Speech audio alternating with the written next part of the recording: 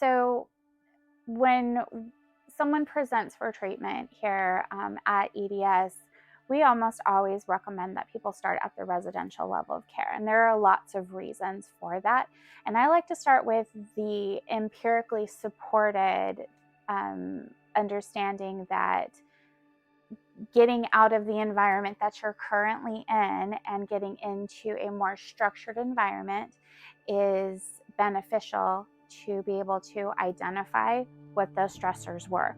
So if we're in an unhelpful environment, either work stress, family stress, relationship stress, being able to step away from that and to step into a structured healing environment while we are going through neurological changes is actually super beneficial. And the longer you're able to do that, the more established those changes are. So if we are trying to do that at a lower level of care on the outright, we are more likely to relapse into those unhelpful coping skills and to continue to have the issues that we're having because we haven't removed ourselves from the environment that's made us unhealthy in the first place. The reason that we have residential care and most people are looking at a 30 to 45 day stay is because it is supported scientifically that is when neurological change is happening. We are making new pathways. We are establishing these things as habits that will be more sticky.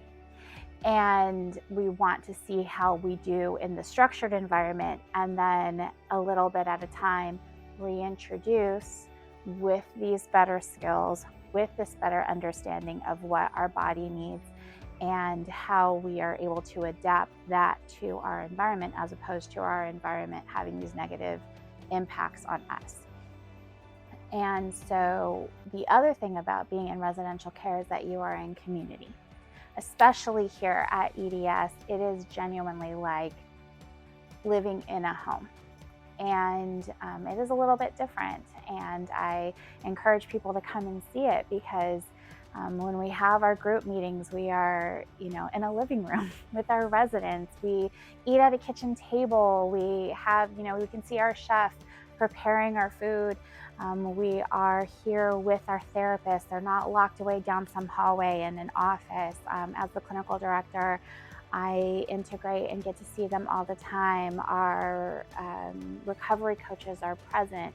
We're all together all the time, similar to being with a family and having that kind of healing relationship that we might not have on the outside. Some people do. Some people have fantastic supports on the outside, but not everybody does. And so coming in here, being in community with other people who are struggling, maybe not with the same exact thing that you are, but something that is similar, and healing can be hastened by that connection to others, not feeling alone, feeling connected to common humanity and to others who are experiencing the same things that we are, while at the same time, if I'm not doing well, my therapist is right there 6 days a week. My recovery coaches are there 24/7. The nurses are here 24/7. My peers are here in the environment with me 24/7 for that 30 to 45 days while I'm healing. And it doesn't mean that everything is perfect immediately right away, but it means that I have a different perspective of what healing looks like.